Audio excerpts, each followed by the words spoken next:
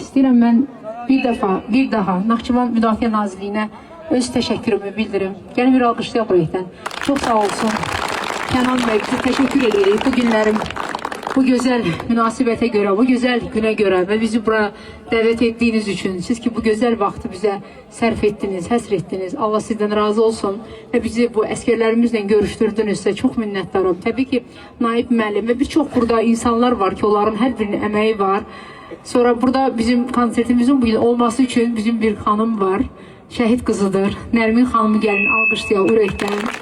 Nərmin xanım bu günlərim istədi ki, onun atası 1-ci Qarabağ şəhididir və istədi ki, bu günlərin biz burada sizin qarşınızda 26-sı günü çıxış eləyək və sağ olsun ki, bu günü təşkil etdilər və biz burada olduq və xahiş edirəm oradan Emin iPad'da şey var.